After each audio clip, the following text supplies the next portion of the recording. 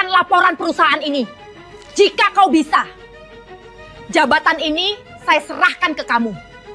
Baik, jika ibu menantang, saya hanya perlu 20 menit. Maka jabatan ibu akan segera saya gantikan.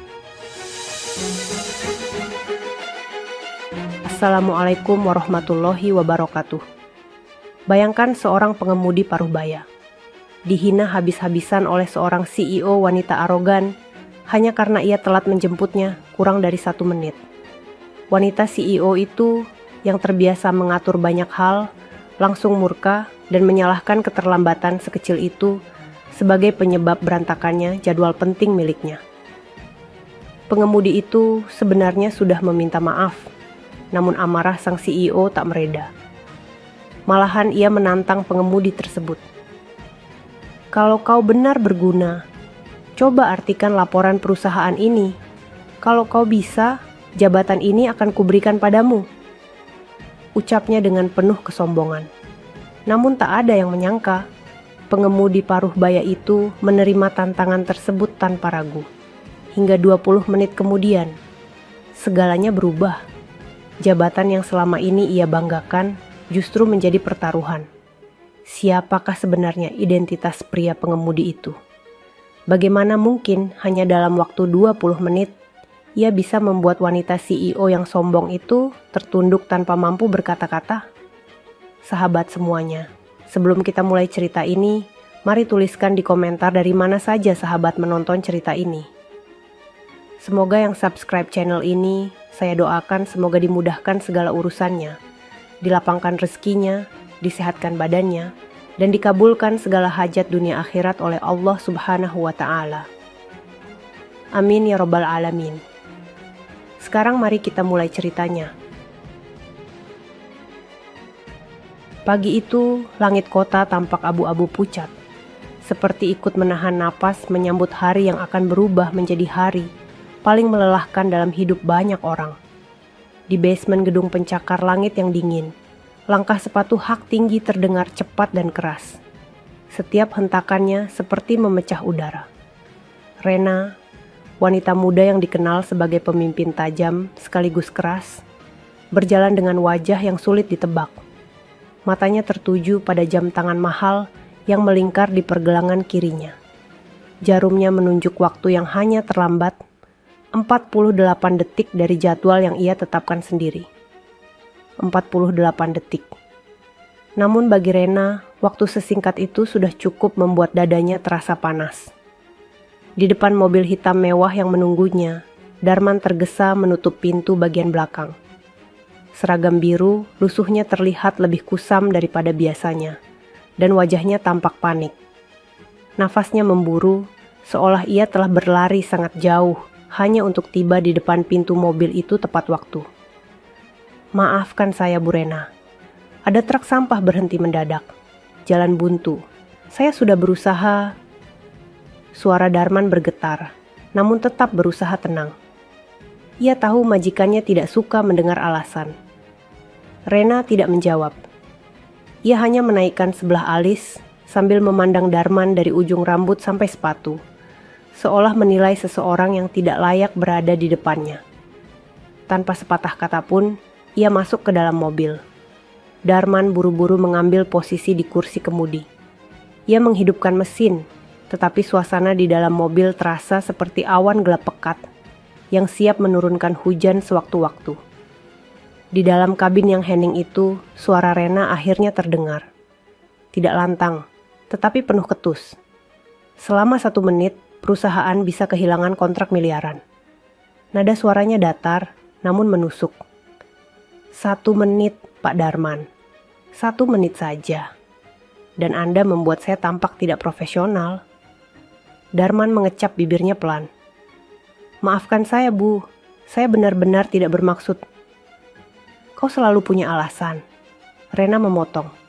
Kau pikir semua ini hanya tentang menjemput dan mengantar. Tidak, Pak Darman. Ini tentang kedisiplinan. Tentang masa depan perusahaan. Tentang tanggung jawab. Mobil melaju keluar dari basement. Cahaya pagi masuk melalui kaca depan, tetapi suasana di dalam kabin tetap gelap oleh emosi yang mengeras. Rena menatap layar ponselnya yang terus berbunyi dengan notifikasi rapat, pesan saham, dan agenda penting.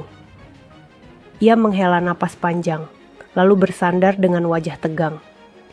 Jika sedikit saja ada masalah pada perusahaan pagi itu, ia sudah siap menyalahkan siapapun yang membuatnya terlambat, termasuk sopir yang duduk di depannya. Darman tetap diam. Matanya menatap lurus ke jalan raya, tetapi hatinya terasa seperti diremas. Ia sudah bekerja pada banyak orang sebelumnya, namun Rena berbeda.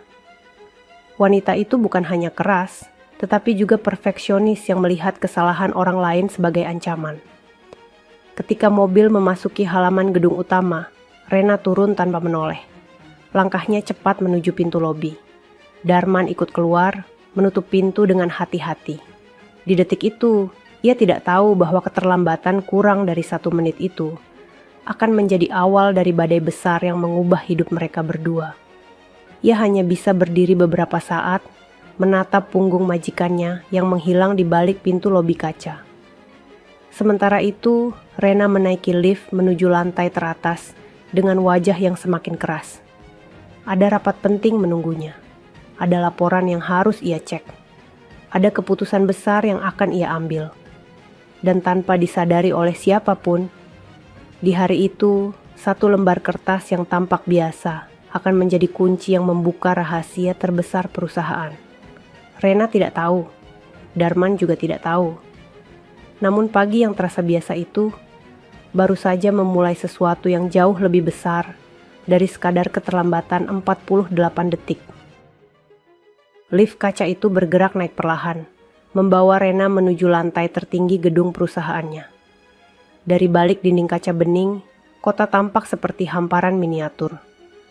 Gedung-gedung berjajar rapi, jalanan mulai dipenuhi kendaraan, dan cahaya matahari mulai menerobos dari balik awan. Namun pemandangan indah itu tidak mampu menenangkan hati Rena. Ia berdiri dengan tangan terlipat, rahangnya mengeras, dan pandangannya jauh ke depan. Beberapa karyawan yang kebetulan satu lift dengannya menunduk dalam diam. Tidak ada yang berani menatap matanya. Semua tahu, ketika Rena marah, ia bisa melemparkan kata-kata yang menusuk lebih kuat daripada pisau. Darman memasuki lift tepat sebelum pintu menutup. Langkahnya pelan, tubuhnya sedikit membungkuk. Seolah keberadaannya di ruangan kecil itu adalah kesalahan besar.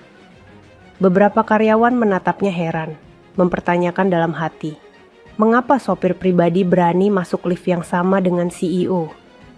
Biasanya Rena tidak suka itu. Pintu lift menutup sepenuhnya. Hening menyergap. Barulah suara Rena terdengar.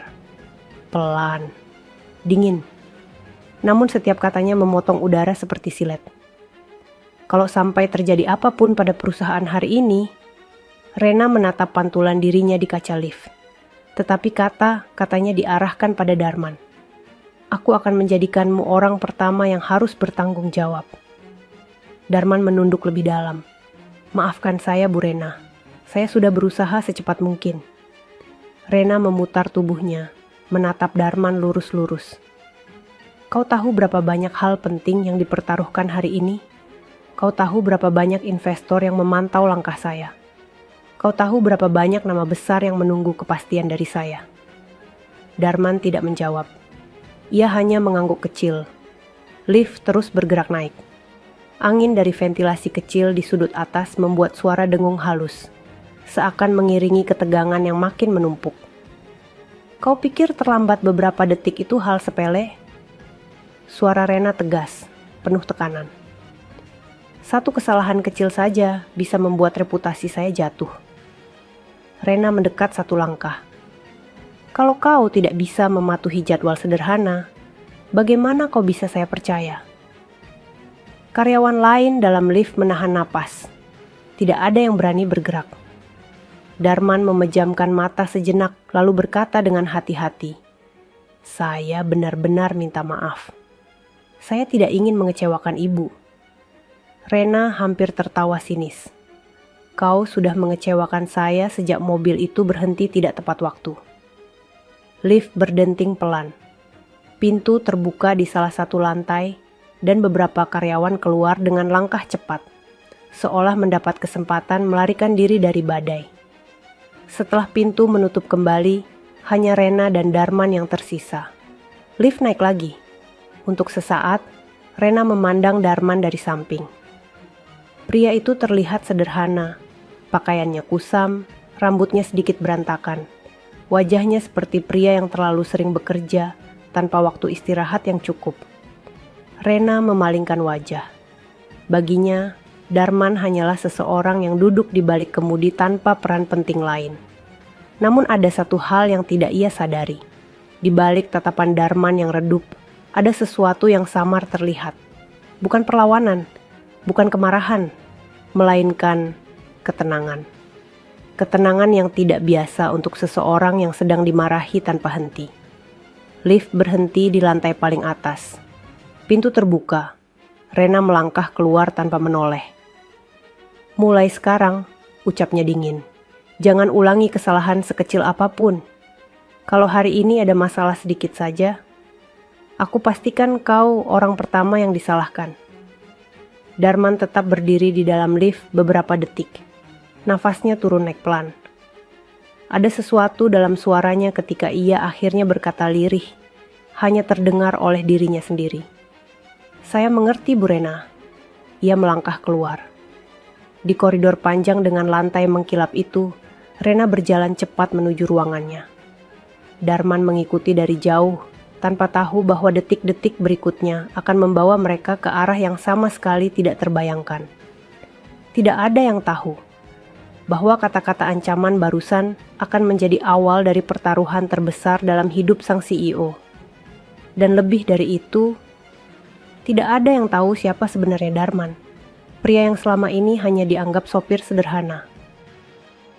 Ruang kerja Rena berada di ujung koridor paling sunyi di lantai tertinggi. Dinding kacanya menghadap langsung ke langit kota, memberi kesan bahwa ruangan itu berada di atas segalanya, sama seperti cara Rena memandang dirinya sendiri. Begitu pintu otomatis terbuka, aroma wangi bunga segar dan pendingin ruangan menyambutnya. Sekretarisnya, Hana, sudah berdiri di depan meja besar penuh dokumen. "Bu Rena," ucap Hana dengan suara gugup. "Ada laporan terbaru dari bagian keuangan. Sepertinya penting." Rena yang masih membawa amarah sejak di mobil hanya menjawab singkat, "Letakkan di meja." Hana menaruh setumpuk dokumen tebal. Di atasnya ada satu map putih dengan stiker kecil bertuliskan laporan pengecekan dana proyek luar negeri. Map itu terlihat berbeda. Lebih berat, lebih tebal, lebih penuh angka yang tidak mudah dicerna. Rena menghela napas, mengambil map itu, lalu membukanya. Baris demi baris, angka penuh kode terpampang rapi. Namun sesuatu di dalam laporan itu membuat dahinya berkerut pelan. Ada transaksi yang tidak sesuai. Ada angka yang melonjak tiba-tiba. Ada beberapa pengeluaran yang tidak seharusnya muncul. Hana bicara lagi dengan suara serak. "Bagian audit bilang, ada kemungkinan manipulasi data. Tapi mereka belum berani mengambil kesimpulan." Rena menutup map itu pelan. Manipulasi data. Kalau itu benar terjadi, ini bisa menjadi pukulan besar bagi perusahaan. Reputasinya sebagai pemimpin juga bisa hancur. Ia mencoba menenangkan diri, tetapi emosi yang sejak pagi menumpuk membuat pikirannya panas. Ia menatap Hana tajam. "Siapa yang membuat laporan ini?" "Tim keuangan, Bu. Mereka juga bingung." Rena berjalan mengitari mejanya. Suasana ruangan terasa menegang. Langkahnya berhenti ketika melihat pantulan dirinya di kaca jendela. Di balik dirinya, kota tampak kecil dan jauh. Ia merasa semuanya sedang menunggu keputusan penting darinya. Tiba-tiba, pintu ruangannya terbuka pelan. Darman berdiri di sana, menunduk sopan. "Bu Rena, kunci mobil tadi tertinggal di dalam kantor. Saya hanya ingin mengembalikannya." Hana menoleh. Rena menatap Darman dengan ekspresi yang sulit diartikan. Pria itu berdiri dengan wajah penuh rasa bersalah. Seragamnya kusam, dan kedua tangannya masih gemetar sedikit karena kejadian di basement. Rena mendekat, mengambil kunci itu dari tangannya. Namun matanya kembali jatuh pada map putih yang berada di atas meja. Tiba-tiba, satu ide muncul di kepalanya. Ide yang lahir dari emosi dan rasa ingin melepaskan tekanan secepat mungkin. Ia mengambil map itu, menatap Darman, menahan napas, lalu berkata tegas, "Kau sudah membuat saya kesal hari ini. Sangat kesal." Darman menunduk lebih dalam. Rena mengangkat map itu di depan wajah Darman. "Kau ingin membuktikan bahwa kau bisa dipercaya? Baik." Nadanya berubah, lebih menusuk. "Coba bacakan laporan ini. Coba artikan apa isinya." Hana terkejut. "Bu, laporan itu rumit. Bahkan saya tidak mengerti." Rena mengabaikannya. "Kau selalu bilang sudah berusaha. Kau selalu bilang tidak ingin mengecewakan. Kalau begitu, tunjukkan." Ia menatap langsung ke mata Darman. "Kalau kau bisa menjelaskan isi laporan ini, aku akan mengakui bahwa kau bukan sekadar sopir." Darman diam. Hening panjang mengisi ruangan. Rena menatapnya dengan tatapan yang seolah berkata bahwa tantangan ini mustahil dilakukan. Hana menelan ludah. Darman memegang map itu pelan, seakan takut merusaknya. Namun setelah beberapa detik, ia membuka halaman pertama. Matanya bergerak mengikuti baris angka. Jari-jarinya menyentuh bagian yang tampak penting. Ia membaca dalam diam. Namun gerak matanya tidak seperti orang bingung. Tidak seperti orang yang sekadar menatap angka tanpa mengerti. Justru sebaliknya. Ada ketenangan, ada fokus, ada sesuatu yang dalam. "Berapa lama kau butuh?" Rena bertanya dengan nada menghina. Darman menutup map itu perlahan, lalu menarik napas. 20 menit, Bu." Hana spontan menoleh cepat. Rena memicingkan mata. "Baik," ucap Rena dengan nada setengah meremehkan. 20 menit. Ia berbalik menuju mejanya dengan senyum tipis penuh ejekan. Namun di balik itu semua, ada sesuatu yang mulai bergerak. Sesuatu yang tidak disadari oleh siapapun di ruangan itu. Sesuatu yang akan mengguncang jabatan Rena, serta membuka tabir gelap tentang siapa sebenarnya Darman. Ruangan kerja Rena tiba-tiba terasa lebih sunyi dari biasanya. Hanya terdengar suara jarum jam kecil di sudut ruangan yang berdetak perlahan, seakan menghitung waktu 20 menit yang baru saja diminta oleh seorang sopir pribadi yang dianggap tidak lebih dari bayangan. Rena duduk di kursi kulit hitamnya, menyilangkan kaki dan menatap Darman yang kini duduk di kursi tamu. Map putih berisi laporan rumit itu ada di pangkuannya. Darman menunduk sedikit, matanya serius membaca setiap angka, grafik dan catatan kecil yang tertulis dengan rapi. Rena memperhatikannya dari kejauhan dengan tatapan sinis yang sulit disembunyikan. "Kau benar-benar berpikir bisa memahami semua itu?" Nada suaranya seperti ujung pisau yang menyentuh kulit. Darman tidak menjawab. Ia hanya menarik napas perlahan, lalu kembali fokus membaca. Rena memutar bola mata. Laporan itu saja membuat beberapa manajer bingung. Bahkan Hana tidak paham. "Kau yakin tidak mau menyerah sebelum mempermalukan dirimu sendiri?" Hana yang berdiri di samping meja rapat menelan ludah pelan. Ia ingin mengatakan sesuatu, namun tidak berani memotong pembicaraan Rena. Suasana ruangan terasa seperti benang tipis yang bisa putus kapan saja. Perlahan, Darman menutup halaman pertama. Kemudian membuka halaman berikutnya. Tidak ada keraguan di wajahnya. Tidak ada ketakutan. Justru ada ketenangan yang aneh. Rena mengetuk meja dengan jarinya. "Nah, Pak Darman, coba saya dengar sedikit. Bagian mana yang bisa kau jelaskan? Atau jangan-jangan kau tidak mengerti apapun dan hanya membaca untuk pura-pura?" Darman mengangkat wajah. Untuk pertama kalinya, ia menatap Rena dengan tenang. Sangat tenang. "Saya masih membaca, Bu." Suaranya lembut tapi tegas. "Laporannya cukup panjang, tapi saya akan menjelaskannya setelah saya selesai." Rena hampir tertawa. Nada suaranya meninggi sedikit. "Kau tahu siapa yang membuat laporan itu?" Direktur keuangan bersama 2 auditor senior. Mereka butuh waktu berhari-hari. Kau hanya sopir, Pak Darman. Tidak perlu berlagak. Hana menunduk lebih dalam. Ia merasa kalimat itu terlalu keras. Bahkan untuk ukuran Rena. Namun Darman tetap tidak bereaksi. Ia hanya berkata pelan. Saya tidak bermaksud berlagak. Saya hanya mencoba mengerti apa yang tertulis di sini. Rena mengangkat alis. Kalau begitu, jangan buang waktu. 20 menit. Setelah itu, saya ingin dengar jawaban yang luar biasa dari seorang. Ia berhenti sejenak, lalu melanjutkan dengan nada merendahkan. Sopir pribadi. Darman mengangguk kecil. Tanpa menatap Rena lagi, ia kembali fokus membaca. Rena bersandar di kursinya. Dalam hatinya, ia yakin Darman akan gagal. Ia yakin 20 menit itu hanya akan menjadi bukti bahwa sopir sederhana itu tidak akan pernah bisa mengimbangi kecerdasan dan pengetahuan para eksekutif perusahaan. Namun di balik keyakinan itu, ada sedikit rasa penasaran yang mulai tumbuh. Penasaran yang tidak bisa ia kendalikan. Mengapa Darman terlihat begitu tenang? Mengapa dia tidak panik? Mengapa gerakan matanya cepat namun teratur?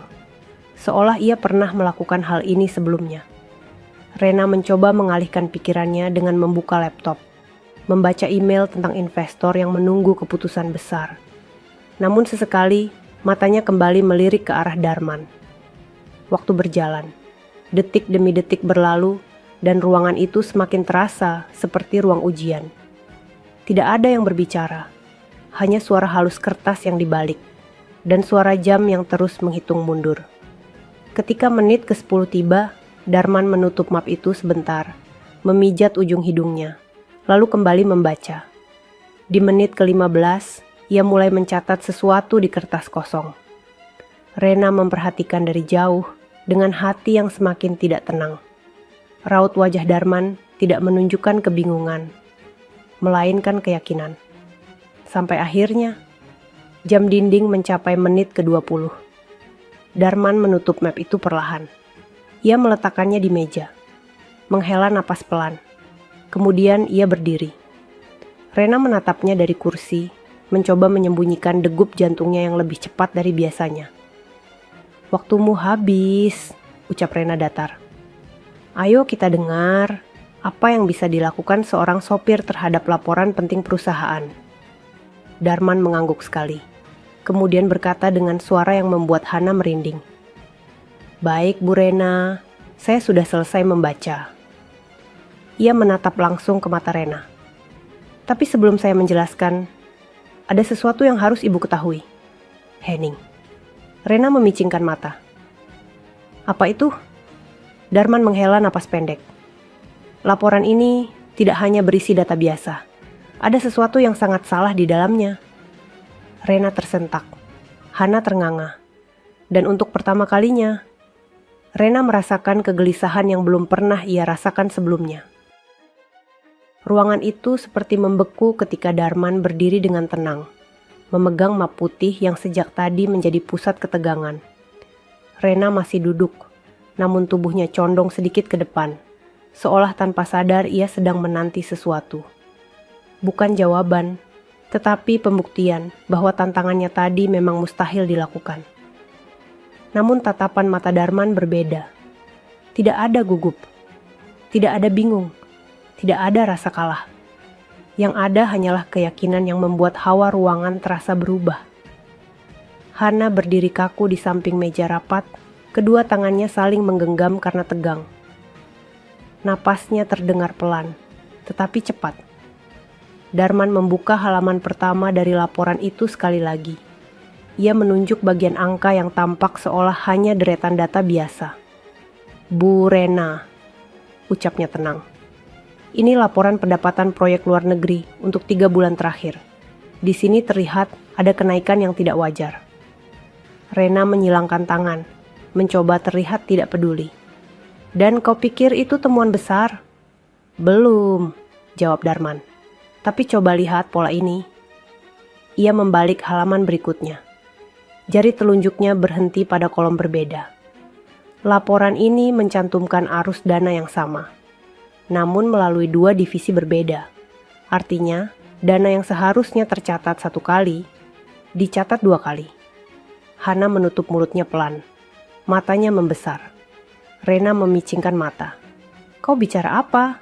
Itu pasti kebetulan. Banyak laporan memiliki pola mirip. Darman mengangguk pelan, seolah menghargai bantahan itu. Lalu ia membalik halaman ketiga. Kalau begitu, ini bagaimana? Ia menunjuk grafik yang menurun tiba-tiba. Penurunan ini tidak tercatat dalam catatan keuangan internal, tapi tercatat dalam laporan bursa luar negeri. Rena terdiam sesaat. Darman menatapnya sedikit lebih dalam. Ada ketegasan lembut dalam matanya. Artinya ada 2 versi laporan. 1 versi untuk publik, 1 versi untuk internal. Dan perbedaannya sangat besar. Ruangan itu menjadi dingin. Hana memandang Rena dengan takut-takut. Rena memaksa dirinya tetap tenang. Kau hanya seorang sopir, ucap Rena pelan namun tajam. Bagaimana kau bisa paham laporan serumit itu? Bagaimana kau bisa menebak ada manipulasi dengan cepat? Darman tidak tersinggung. Ia tidak bereaksi berlebihan. Ia justru menutup map itu perlahan. Saya tidak menebak. Suaranya rendah, hampir seperti bisikan yang menghantam dada. Saya pernah melihat pola seperti ini sebelumnya. Hana menggigit bibir bawahnya. Pernah. Di mana, Pak? Tanyanya pelan. Darman menunduk sedikit, lalu mengangkat wajahnya dengan tenang. Namun tatapannya berubah. Lebih tajam, lebih dewasa, tidak lagi tampak seperti sopir sederhana. Di perusahaan yang jauh lebih besar dari ini, ucapnya tenang. Perusahaan yang dulu pernah hampir jatuh karena laporan ganda. Rena terdiam. Ada sesuatu dalam suara Darman yang membuat hatinya merinding. Aku tidak mengerti, ucap Rena dengan nada yang tidak setegas sebelumnya. Darman berjalan mendekati meja kerja, lalu meletakkan map putih itu tepat di depan Rena. Ia menatap wanita itu dengan sikap yang tidak lagi seperti bawahannya. Bu Rena, ucapnya perlahan. Saya sudah membaca laporan ini dari awal sampai akhir. Dan saya yakin laporan ini sengaja disusun untuk menutupi kerugian besar. Hana memegang dadanya, takut mendengar hal itu. Darman melanjutkan, kalau ibu ingin membuktikannya, panggil direktur keuangan, auditor, dan semua pihak terkait. Karena apa yang saya lihat, bukan kesalahan kecil, ini tindakan sengaja. Rena berdiri spontan. Kau berani menuduh direktur keuanganku begitu saja? Darman tidak mundur, tidak gentar. Saya tidak menuduh, jawabnya. Saya hanya menunjukkan apa yang benar. Rena terdiam, tangannya mengepal. 20 menit, hanya 20 menit. Dan sopirnya berhasil menemukan sesuatu yang tidak disadari oleh para ahli yang bekerja dengan gaji tinggi. Hana menatap Darman dengan campuran kagum dan takut. Pak Dar, bagaimana bisa Bapak memahami semua ini? Suaranya hampir berbisik. Darman tidak langsung menjawab. Ia melihat jendela besar di belakang Rena. Cahaya matahari memantul di kaca, menyinari wajahnya dari samping. Karena sebelum saya menjadi sopir, ia berhenti sebentar. Napasnya turun naik. Ada sesuatu dalam hidup saya yang membuat saya harus belajar semua ini. Dengan sangat mendalam. Rena merasakan sesuatu bergetar di dadanya. Untuk pertama kalinya, ia tidak hanya marah. Ia penasaran, sangat penasaran. Siapa kau sebenarnya? Suara Rena pelan, seolah keluar dari tenggorokan yang menegang. Darman menunduk sedikit, memberi penghormatan kecil. Saya akan jawab, ia menatap Rena dalam-dalam. Tapi setelah rapat darurat, karena waktu kita semakin sedikit. Kata-kata itu membuat Rena merinding. Hana menatap jam. Bu, direktur dan beberapa manajer sudah menunggu di ruang rapat. Mereka ingin update laporan. Rena memejamkan mata sejenak. Kemudian membuka kembali dengan tatapan datar. Baik, ucapnya. Ia mengambil map itu. Kemudian menatap Darman dengan pandangan yang berbeda dari sebelumnya. Tidak lagi penuh hinaan, melainkan kehati-hatian. Kalau begitu, kau ikut ke ruang rapat. Darman mengangguk. Dan di saat pintu ruang kerja terbuka, nasib perusahaan, jabatan Rena, dan identitas asli sang sopir mulai bergerak menuju jalan yang tidak bisa dihentikan. Koridor menuju ruang rapat terasa lebih panjang dari biasanya. Setiap langkah memberi gema kecil yang menyatu dengan detak jantung Rena. Suasana lantai eksekutif itu sunyi, namun bukan sunyi yang menenangkan. Justru sunyi yang penuh tanya, seolah dinding-dinding kaca mengetahui ada sesuatu yang besar akan terjadi hari itu. Hana berjalan di belakang Rena sambil membawa tablet berisi jadwal rapat. Darman berjalan pelan beberapa langkah di belakang mereka. Tubuhnya tegap, tenang, dan tidak terlihat seperti pria yang baru saja menerima penghinaan tajam dari sang CEO. Sesampainya di depan pintu ruang rapat, Rena berhenti sejenak. Kedua tangannya memegang map putih itu erat. Matanya menatap pintu seperti ingin memastikan dirinya siap. Hana membuka pintu perlahan. Di dalam, beberapa manajer dan auditor sudah duduk mengelilingi meja panjang berbahan kayu gelap. Direktur Keuangan, Pak Suryo, duduk di ujung meja dengan wajah tegang. Mereka semua berdiri ketika Rena masuk. "Selamat pagi, Bu Rena," ucap mereka hampir serempak. Rena hanya mengangguk tipis, lalu duduk di kursi utama. Hana duduk di sampingnya. Namun saat para manajer melihat siapa yang masuk setelah Rena, suasana berubah. Darman, sopir pribadi, masuk ke ruang rapat eksekutif. Beberapa alis terangkat. Beberapa bisikan kecil terdengar. Pak Suryo menatap Darman dengan bingung dan sedikit tidak senang. Rena tidak memberi penjelasan. Ia hanya berkata tegas, "Kita mulai." Lampu ruang rapat dinyalakan lebih terang. Proyektor di depan menampilkan grafik keuangan. Rena menaruh map itu di atas meja. Laporan terakhir yang masuk pagi ini memiliki banyak kejanggalan. Beberapa manajer langsung panik. Pak Suryo memajukan badan. "Bu, laporan itu sudah diperiksa. Mungkin hanya formatnya yang berbeda dari biasanya." Rena menatapnya tajam. "Benarkah?" Pak Suryo menelan ludah. Rena membuka map itu perlahan. Tetapi ia tidak memulai penjelasan. Ia justru memandang ke arah Darman. "Saya ingin Pak Darman menjelaskan dulu." Seluruh ruangan langsung hening. Wajah para manajer berubah pucat. Beberapa bahkan menahan napas. Pak Suryo hampir berdiri dari kursinya. "Bu Rena, maaf. Maksud ibu, sopir ibu yang menjelaskan laporan ini? Ini laporan penting, sangat penting." Rena tidak mengalihkan tatapan. "Duduk, Pak Suryo." Suara itu tegas. Pak Suryo terpaksa duduk kembali, meski wajahnya tampak seperti baru ditampar kenyataan. Darman berdiri perlahan. Ia tidak mengatakan apapun selama beberapa detik, membiarkan ruangan benar-benar diam. Lalu, ia mulai menunjuk grafik pertama. Di sini, ucapnya tenang. Terlihat bahwa arus dana proyek luar negeri bulan ini meningkat 3 kali lipat. Salah satu manajer mengangguk cepat. "Itu karena proyek bertambah." Darman menatapnya sebentar, lalu melanjutkan.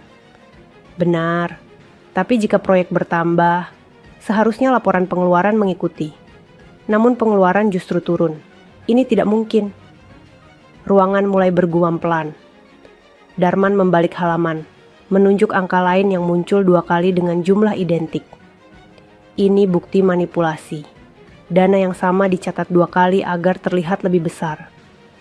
2 divisi mencatat transaksi yang identik pada hari yang sama dengan nomor kode berbeda. Rena memandangi Darman dengan tatapan tajam namun terkejut. Pak Suryo mencoba membantah. "Itu mungkin hanya salah format." Darman menatapnya lurus. Kalau salah format, tidak mungkin terjadi pada 2 divisi berbeda dalam waktu bersamaan. Beberapa manajer saling pandang. Napasan mereka terdengar lebih cepat. Darman membuka halaman berikutnya. Di sana ada grafik menurun. Penurunan besar ini tidak tercatat di laporan internal, tapi tercatat di laporan bursa luar negeri. Artinya ada 2 versi laporan. Satu untuk perusahaan, satu untuk pihak luar. Ruangan langsung menjadi dingin. Hawa ketakutan memenuhi udara. Hana memegang dadanya, mencoba mengatur napas. Pak Suryo menatap grafik itu seperti melihat mimpi buruk. Tidak mungkin, gumamnya lirih. Darman meletakkan map itu, lalu berkata dengan suara yang sangat tenang, namun justru membuat bulu kuduk berdiri. Kalau dibiarkan, ini bukan hanya merugikan perusahaan, ini bisa membuat perusahaan jatuh, bisa memicu skandal besar, bisa menghancurkan banyak hal. Hening yang masuk terlalu dalam membuat suasana terasa mencekik. Rena menatap Darman lama. Dan untuk pertama kalinya, tatapan itu bukan tatapan orang yang meremehkan, melainkan tatapan orang yang sedang mencoba memahami sesuatu yang jauh lebih besar dari dirinya. Darman lalu mengatakan kalimat yang membuat seluruh ruangan seperti runtuh. Dan pola manipulasi seperti ini hanya bisa dilakukan oleh orang yang memiliki akses penuh terhadap seluruh transaksi perusahaan. Ia menatap langsung ke arah Pak Suryo. Seluruh manajer menoleh ke arah direktur keuangan itu. Pak Suryo pucat seketika. Tangannya mulai gemetar. Ruangan tidak lagi terasa seperti ruang rapat, tetapi seperti ruang sidang yang sebentar lagi akan mengungkapkan kebenaran. Rena menatap Darman. Dan ia tahu 20 menit barusan telah mengubah segalanya. Ruang rapat yang biasanya menjadi tempat diskusi tenang, kini berubah menjadi ruang yang penuh ketegangan. Udara terasa berat, seperti ada sesuatu yang menggantung dan menekan dada setiap orang di dalamnya. Tidak ada yang berani bersuara setelah Darman menunjuk langsung kemungkinan sumber manipulasi keuangan. Rena duduk tegak di kursinya.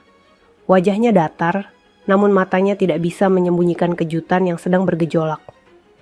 Ia menatap Darman lama, seolah sedang berusaha menilai ulang siapa pria yang berdiri di depannya itu. Sopir pribadi.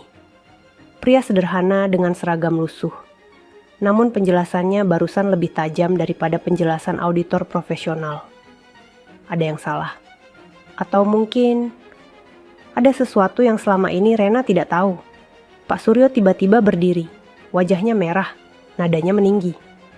Bu Rena, dengan segala hormat, laporan ini sangat sensitif. Saya tidak terima tuduhan dari seorang sopir. Ini merendahkan nilai perusahaan dan posisi saya. Tangan Pak Suryo gemetar. Beberapa manajer menunduk, takut ikut terseret. Rena mengangkat tangan, memberi isyarat agar Suryo duduk. Namun suaranya ketika berbicara terdengar berbeda dari sebelumnya. Tidak ada tuduhan, ucapnya pelan namun tegas. Kita hanya mendengarkan analisis. Dan sejauh ini, analisisnya masuk akal. Pak Suryo terdiam, tidak percaya. Rena menoleh pada Darman. Ada kemarahan dalam matanya, tetapi bukan kemarahan untuk menghina. Kemarahan itu lebih seperti benturan ego, sebuah perasaan terancam karena seseorang yang sangat ia anggap rendah. Ternyata memahami hal yang jauh lebih dalam dari yang ia bayangkan. Bagaimana kau bisa mengetahui pola seperti ini? Suara Rena dingin, tapi terdengar ragu. Tidak mungkin kau mempelajarinya dari bekerja sebagai sopir. Darman tidak menghindar. Ia menatap Rena seperti seseorang yang tidak takut pada konsekuensi apapun. Saya pernah bekerja dengan laporan seperti ini sebelumnya, Bu. Sederhana. Tapi kata-kata itu terasa seperti bom. Hana menelan ludah pelan. Pak Suryo mengetuk meja dengan nada tidak sabar. Ini tidak masuk akal. Data keuangan tidak bisa dipahami hanya dengan membaca cepat. Kau harus punya pengalaman bertahun-tahun untuk... Darman menatapnya lurus, tajam namun tetap sopan. Saya punya pengalaman itu, Pak. Ruangan kembali diam. Rena mengerutkan alis. Saya tidak suka jawaban menggantung, ujar Rena. Kau seharusnya menjelaskan dari awal siapa kau sebenarnya. Jangan membuat kami seperti orang bodoh yang sedang ditebak-tebaki. Nada suaranya meninggi, bukan lagi marah pada keterlambatan mobil pagi itu, namun marah pada ketidakpastian yang semakin menekan pikirannya. Darman menarik napas dalam. Ia menunduk sedikit lalu kembali menatap Rena. "Saya akan menjelaskan," ucapnya lembut. "Tapi bukan sekarang, karena sebelum semua ini dibahas, Ibu harus tahu bahwa laporan ini berhubungan dengan sesuatu yang jauh lebih besar daripada identitas saya." Jantung Rena berdetak lebih cepat. "Apa maksudmu lebih besar?" Darman membuka kembali map itu, menunjuk bagian tertentu. "Ini bukan hanya manipulasi, ada aliran dana yang mengarah ke proyek fiktif.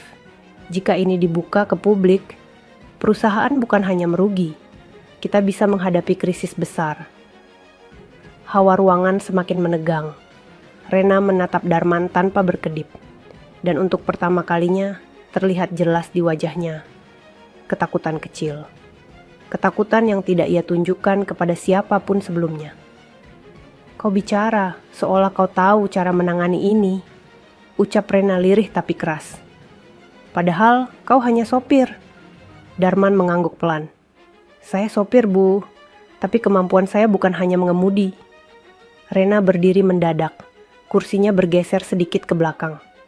"Kalau begitu, buktikan." Nada suaranya kembali tajam. "Buktikan dengan membawakan analisismu ke hadapan seluruh dewan direksi. Kalau kau benar, aku akan akui kemampuanmu. Tapi kalau salah..." Ia berhenti, menatap Darman dari ujung rambut sampai sepatunya yang kusam. "Kau akan kupecat hari ini juga." Para manajer menutup mulut mereka, menahan napas. Pak Suryo membalikkan wajah, tidak percaya Rena memberi ruang pada Darman. Darman justru tersenyum tipis, senyum yang menggetarkan suasana. "Saya siap, Bu." Rena tidak merespons. Ia memalingkan wajah, mencoba menenangkan napas. Namun jelas, egonya sedang terpukul oleh dua hal. Yang pertama, laporan perusahaan terancam bocor manipulasi. Yang kedua, sopir yang selama ini ia rendahkan telah menampar egonya dengan bukti kemampuan. "Baik," ucap Rena akhirnya. "Kita panggil dewan direksi." Tetapi sebelum Hana sempat menekan tombol intercom, Darman berkata pelan, "Bu Rena, sebelum itu saya ingin mengatakan satu hal." Ia menatap Rena dalam-dalam. "Kejanggalan ini bukan hanya kesalahan direktur keuangan. Ada seseorang di atasnya yang terlibat." Rena menegang. "Maksudmu siapa?" Darman tidak langsung menjawab. Ia hanya memandang map itu dan berkata dengan suara rendah namun jelas, "Orang itu ada di antara kita." Rena membeku. Para manajer saling pandang dengan wajah pucat, dan disinilah benturan ego Rena benar-benar memuncak. Ia sadar, yang dihadapinya hari ini bukan sekadar sopir, namun seseorang yang menyimpan rahasia besar tentang masa lalu perusahaan, dan mungkin tentang dirinya. Ruang rapat eksekutif itu kini berubah seperti ruang persidangan yang menunggu vonis. Setelah penjelasan mengejutkan dari Darman, suasana menjadi lebih tegang. Tidak ada yang bergerak, tidak ada yang berani bersuara. Semua tampak membeku di kursinya masing-masing, seolah sedikit saja suara dapat memicu ledakan. Rena menyuruh Hana memanggil seluruh dewan direksi untuk rapat darurat. Hana segera bergerak dengan langkah cepat, meski napasnya masih belum stabil. Dalam hitungan menit, beberapa anggota dewan muncul satu persatu, membawa raut wajah bingung karena mendapatkan panggilan mendadak pagi-pagi seperti ini. Mereka duduk, berbincang pelan, dan sesekali melirik ke arah Darman yang berdiri di sudut ruangan. Seseorang dari dewan berbisik, "Itu sopir pribadi kan? Kenapa dia ada di sini?" Yang lain menjawab dengan suara sangat pelan, "Saya juga tidak tahu, tapi wajah Bu Rena serius sekali." Rena akhirnya berdiri. Wajahnya tegas, namun ada sesuatu yang berubah. Ia tidak lagi terlihat sebagai CEO arogan yang marah karena terlambat 1 menit. Ia kini adalah pemimpin yang sedang menahan badai besar agar tidak menghancurkan seluruh perusahaan. "Terima kasih sudah hadir cepat," ucap Rena. "Saya panggil kalian karena ada temuan yang tidak bisa kita abaikan." Para anggota dewan saling menatap. Rena menaruh map putih itu di atas meja panjang. Laporan keuangan proyek luar negeri memiliki kejanggalan besar. Temuan awal menunjukkan kemungkinan manipulasi data. Dan seseorang di dalam perusahaan sengaja membuat 2 versi laporan. Ruangan langsung ricuh dengan gumaman kecil. Beberapa menutup mulut mereka. Yang lain langsung memegangi dahi. Apa? 2 versi laporan? Siapa yang berani melakukan itu? Kita bisa bangkrut jika ini bocor. Namun Rena mengangkat tangan. Saya ingin seseorang menjelaskan temuan ini secara langsung. Ia menatap ke arah Darman. Matanya memberi sinyal agar pria itu maju. Para anggota dewan mengikuti arah pandang Rena. Mereka terperangah. Beberapa hampir berdiri karena tidak percaya. Sopir itu, dia yang akan menjelaskan laporan perusahaan. Apa maksudnya ini? Rena tidak menjawab komentar mereka. Ia hanya berkata tegas. Silakan, Pak Darman. Darman melangkah maju. Langkahnya tenang, tidak terburu-buru. Meski puluhan tatapan tajam mengarah kepadanya, ia tidak terlihat terintimidasi. Ia bukan lagi terlihat seperti sopir sederhana. Ia terlihat seperti seseorang yang sudah terbiasa berdiri di ruang seperti itu. Selamat pagi, ucap Darman pelan tapi jelas. Saya diminta Bu Rena untuk menganalisis laporan ini. Dan inilah yang saya temukan. Ia membuka map itu, menampilkan grafik pertama. Pertama, arus dana naik 3 kali lipat tanpa penjelasan. Namun pengeluaran turun. Ini tidak mungkin terjadi pada proyek internasional sebesar ini. Salah satu anggota dewan mengangguk cepat. Benar, itu tidak masuk akal, Darman melanjutkan. Kedua, dana yang sama tercatat 2 kali oleh 2 divisi berbeda. Ini bukan kesalahan teknis. Ini dilakukan dengan sengaja agar laporan tampak seimbang. Suasana semakin mencekam. Ketiga, penurunan besar yang tercatat di laporan bursa luar negeri tidak muncul di laporan internal. Artinya, ada 2 versi laporan yang beredar. Dan seseorang memanipulasi ini sejak 3 bulan lalu. Para anggota dewan mulai gelisah. Astaga, siapa yang melakukan ini? Kita harus segera menyelidiki. Ini bisa berbahaya bagi masa depan perusahaan. Tapi Darman belum selesai. Ia membuka halaman terakhir. Di sana ada daftar transaksi kecil yang frekuensinya sangat rapat, seolah dibuat untuk menutupi jejak. Dan keempat, ia menatap seluruh ruangan. Transaksi bayangan ini hanya bisa disetujui oleh orang yang punya akses penuh ke seluruh sistem. Tidak banyak yang punya hak itu. Bahkan manajer pun tidak bisa melakukannya. Semua mata serentak menatap Direktur Keuangan, Pak Suryo. Wajahnya semakin pucat. Tapi sebelum ia berbicara, seorang anggota dewan yang lebih tua bertanya, Pak Darman, bagaimana Anda bisa mengetahui semua ini dengan cepat? Laporan ini rumit, auditor pun butuh waktu lama. Rena menunggu jawaban itu. Ia menunggu seperti seseorang yang sedang berdiri di ambang rahasia besar. Darman menunduk sebentar, menghela napas, lalu mengangkat wajahnya. Saya memang sopir pribadi. Ia berhenti sejenak. Tapi sebelum itu, saya pernah bekerja sebagai konsultan analisis keuangan untuk perusahaan internasional. Para anggota dewan terdiam. Rena mematung. Darman melanjutkan dengan suara perlahan. Saya pernah menangani kasus serupa, manipulasi laporan, aliran dana ganda, proyek fiktif, dan pola yang saya lihat pagi ini sama dengan yang pernah terjadi di perusahaan besar dulu. Beberapa anggota dewan langsung berdiri dari kursinya. Mereka saling berbisik panik. Jadi dia bukan sopir biasa. Kita harus tahu siapa dia sebenarnya. Bagaimana bisa seseorang seperti ini bekerja sebagai sopir? Namun sebelum pertanyaan itu terungkap, Darman menutup map itu dan menatap Rena langsung. Sebelum saya menjelaskan lebih banyak, Bu Rena harus tahu satu hal. Rena mengerutkan alis. Darman menatap map putih itu dengan sorot mata yang dalam. Jika laporan ini benar-benar dibuka, bukan hanya satu jabatan yang jatuh. Ia menarik napas perlahan. Seluruh struktur perusahaan bisa runtuh. Ruangan menjadi sunyi total. Semua orang menahan napas. Rena merasakan jantungnya berdetak begitu keras, seperti memukul dari dalam dada. Dalam satu rapat darurat ini, ia sadar. Ia telah memulai sesuatu yang tidak bisa ia hentikan.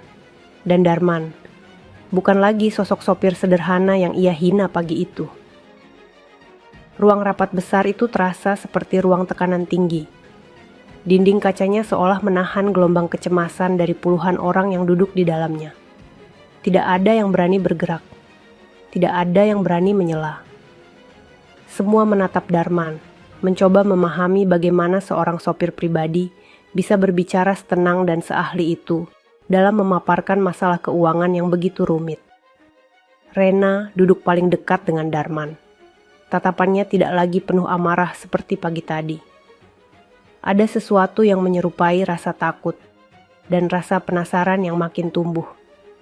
Ia seperti sedang menyaksikan seseorang melepaskan topeng, sedikit demi sedikit. Namun ia belum tahu wajah seperti apa yang sebenarnya tersembunyi di bawahnya. Anggota Dewan Tua yang duduk di tengah meja memecah keheningan dengan suara rendah namun tajam. Jika apa yang Anda sampaikan benar, Pak Darman, kita berhadapan dengan skandal yang sangat besar. Ini bisa merusak nama perusahaan di bursa internasional. Bisa meruntuhkan kepercayaan investor. Darman mengangguk pelan. Saya tahu. Pak Suryo, Direktur Keuangan, tiba-tiba berdiri. Keringatnya membasahi pelipis dan suaranya goyah seperti orang yang kehilangan kendali. Ini tidak bisa. Ini semua salah. Data-data itu rusak. Sistem kita sempat error 3 minggu lalu. Itu sebabnya angka-angka itu tidak sinkron. Darman menatapnya tenang.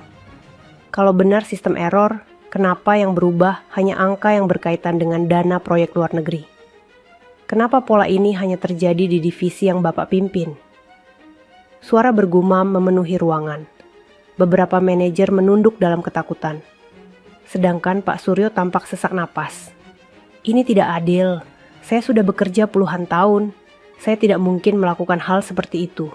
Saya tidak akan merusak perusahaan saya sendiri.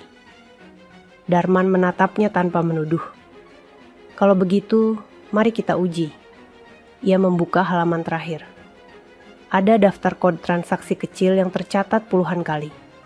Transaksi kecil ini dilakukan pada waktu-waktu yang sangat spesifik. Pukul 2 dini hari. Pukul 3:15. Pukul 4:30. Waktu yang sangat jarang digunakan kantor. Hana menutup mulutnya. Tidak mungkin. Siapa yang bekerja jam segitu? Darman menatap seluruh ruangan. Seseorang yang tidak ingin tertangkap. Para anggota dewan saling pandang lagi. Ada rasa ngeri yang menyebar cepat. Rena mencondongkan badan. Kau yakin orang yang melakukan semua ini ada di meja ini? Perlahan, Darman mengangguk. Ya, suara itu membuat seluruh ruangan menegang. Rena membeku. Anggota dewan memalingkan wajah. Para manajer mulai menyeka keringat dingin. Dan Pak Suryo tiba-tiba memukul meja. Saya tidak terlibat, saya bersumpah. Ia menunjuk Darman dengan jari gemetar. Kau pasti ingin mempermalukan saya. Kau punya rencana. Kau pasti dikirim seseorang. Darman tetap berdiri tenang. Ia tidak membalas tuduhan itu. Ia hanya berkata pelan. Kalau saya ingin menjebak, saya tidak akan membawa bukti. Tapi semua ini bisa diverifikasi. Sekarang juga. Salah satu auditor segera membuka laptopnya. Ia mengetik cepat, menarik data dari sistem, menggulung layar naik turun dengan wajah yang semakin pucat. Bu Rena, suara auditor itu bergetar. Semua yang Pak Darman bilang, benar. Ruangan langsung riuh.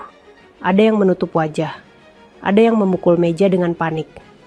Ada yang berdiri, bingung harus kemana.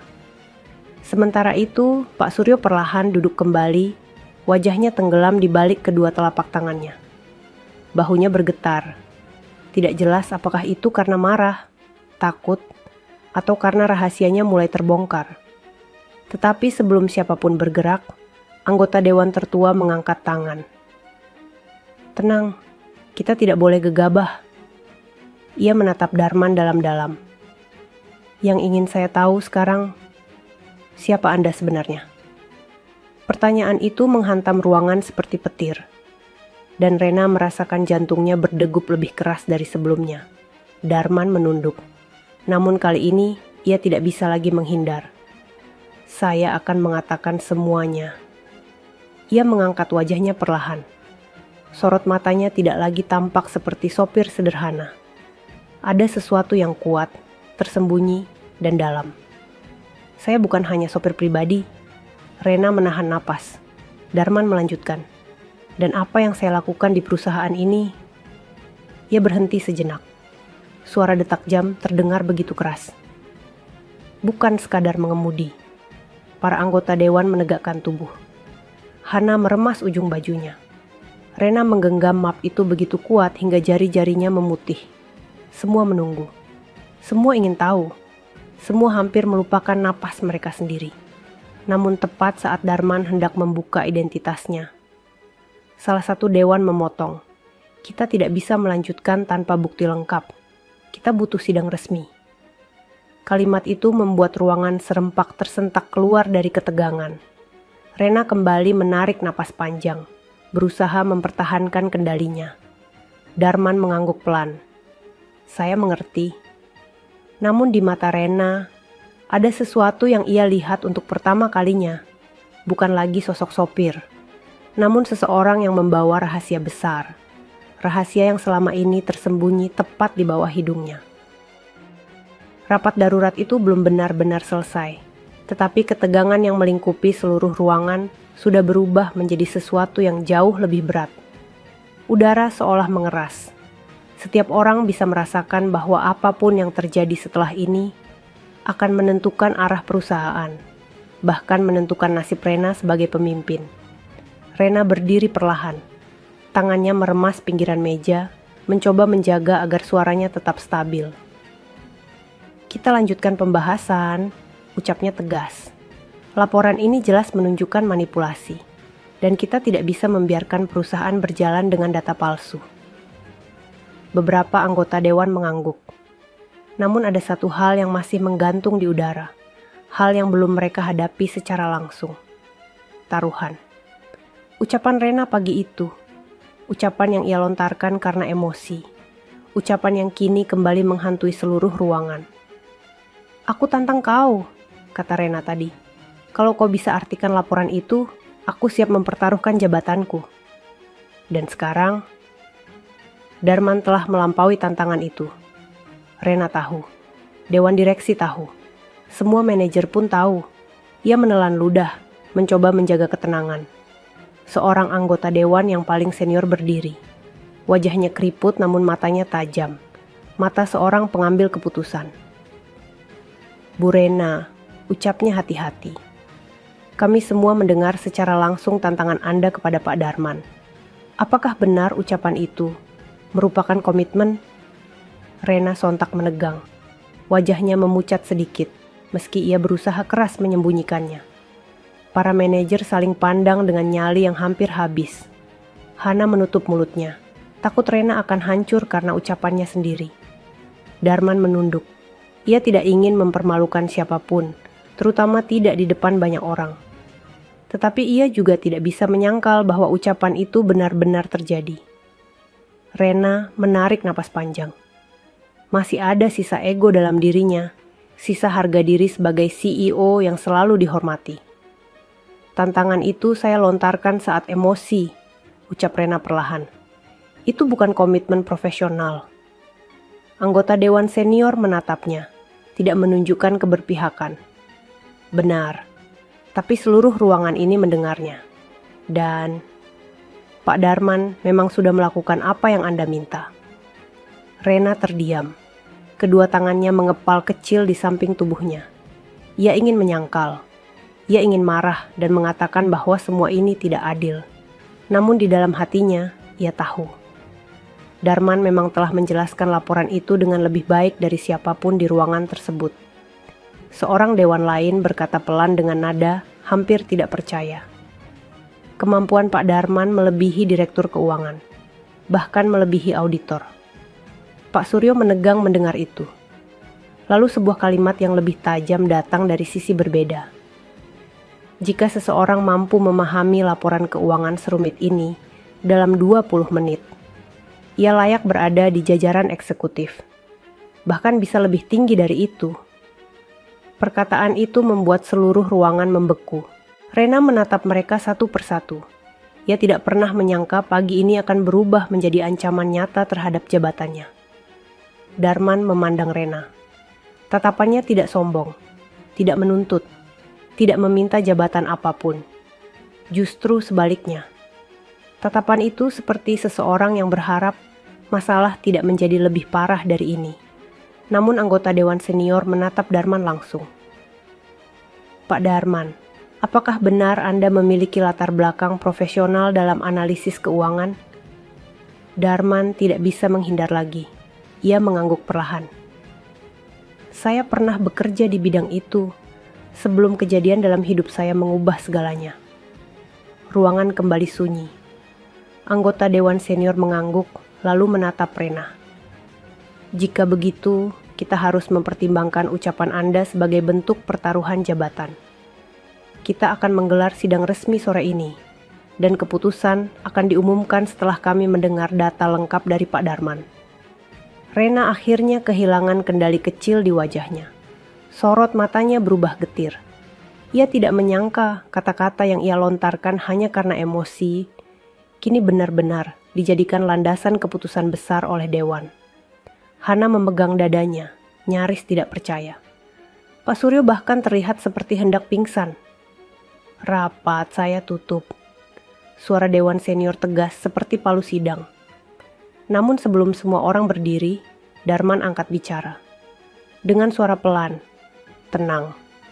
Namun justru membuat semuanya menoleh. Saya tidak datang untuk merebut jabatan siapapun, ucapnya. Saya hanya ingin menyelamatkan perusahaan ini. Rena terpaku. Ada sesuatu di dalam kata-kata itu yang menusuk hatinya. Darman melanjutkan.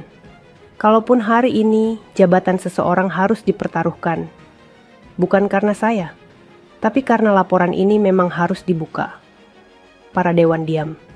Tidak ada bantahan. Darman menunduk hormat. Dan saya siap menjelaskan semuanya di sidang nanti. Setelah ia selesai berbicara, seluruh ruangan diselimuti ketegangan yang jauh lebih berat dari sebelumnya. Rena menatap punggung Darman saat pria itu melangkah pergi bersama para dewan. Dalam hatinya, hanya ada satu kalimat yang berputar-putar seperti gema. Taruhan itu benar-benar menjadi nyata. Dan hanya satu orang yang bisa menjatuhkannya hari ini, sopir yang ia hina sendiri. Setelah rapat darurat berakhir, para anggota dewan keluar satu persatu dengan wajah tegang. Lorong lantai eksekutif yang biasanya tampak megah dan tenang, kini dipenuhi langkah gugup, bisikan pendek, dan pandangan curiga yang saling silang. Semua tahu perusahaan sedang berada di ambang skandal. Namun ada satu hal yang membuat mereka lebih gelisah daripada laporan yang bocor. Identitas Darman. Rena berdiri di depan pintu ruang rapat, memegangi map putih itu erat. Hana berdiri di sampingnya, masih syok atas apa yang baru saja terjadi. Pak Suryo sudah pergi lebih dulu, menunduk dan berjalan cepat, seolah sedang melarikan diri dari sesuatu yang menakutkan. Rena menatap lorong panjang itu, mencoba mengatur napas. Seluruh rutinitasnya, seluruh rasa percaya diri yang ia bangun selama bertahun-tahun, terasa runtuh sedikit demi sedikit. Bu Rena, Hana membuka suara pelan. Apa benar ucapan ibu tadi pagi akan dijadikan dasar oleh Dewan? Rena menutup mata sejenak. Ya, suara itu nyaris seperti bisikan. Dan saya harus menghadapi konsekuensinya. Hana menggigit bibir bawahnya. Lalu, bagaimana dengan Pak Darman? Siapa dia, Bu? Bagaimana dia bisa membaca laporan seperti itu?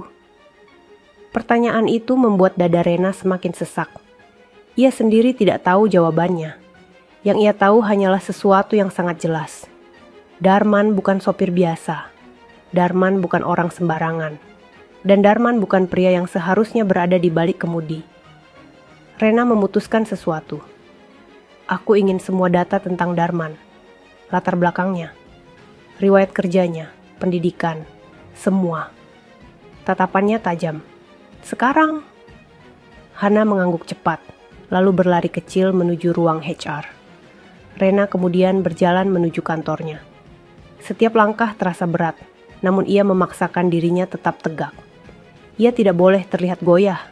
Ia adalah CEO, dan CEO tidak boleh menunjukkan kelemahan. Namun begitu pintu ruangannya tertutup, lutut Rena hampir melemas. Ia menjatuhkan diri di kursi. Tangannya menutup wajah. Emosi yang ia tahan sejak pagi pecah seketika. Ia marah pada dirinya sendiri, pada ucapannya yang sembrono, pada emosinya yang tidak terkendali, pada cara ia meremehkan Darman, dan pada kenyataan pahit bahwa seorang sopir telah mengungkap sesuatu yang tidak bisa ia lihat. Beberapa menit kemudian, pintu diketuk. Masuk. Hana muncul membawa setumpuk berkas. Bu, ini semua data tentang Pak Darman yang kami punya. Rena mengambil berkas itu, namun alisnya langsung mengernyit. Kenapa hanya 2 lembar? Hana tampak gugup. Itu dia, Bu. Datanya sangat sedikit. Hanya nama, alamat sederhana, dan surat rekomendasi dari perusahaan security lama tempat dia pernah bekerja. Rena membalik halaman itu. Nama kecil, alamat kampung. Tidak ada data pendidikan. Tidak ada riwayat pekerjaan detail. Tidak ada catatan keuangan. Seolah semua tentang Darman sengaja dihilangkan. Maksudmu, tidak ada yang lain? Suara Rena mulai meninggi. Hana menggeleng cepat. Tidak ada, Bu. Bahkan data lama pun tidak ditemukan. Seolah semua rekam jejaknya disembunyikan. Rena terpaku. Disembunyikan? Oleh siapa? Hatinya berdegup keras ketika Hana menambahkan pelan. Dan ada sesuatu lagi. Apa? Surat rekomendasi itu ditandatangani oleh salah satu pendiri awal perusahaan ini. Wajah Rena membeku, matanya membesar. Pendiri perusahaan, orang yang sudah lama menghilang dari dunia bisnis, orang yang tidak pernah ia temui, namun namanya selalu disebut dengan hormat di dalam sejarah perusahaan. Rena memegang surat itu dengan tangan bergetar. Tanda tangan yang tertera di sana membuat dadanya berdesir. Ini mustahil, ucap Rena lirih.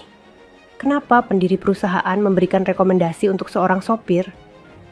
Hana menelan ludah.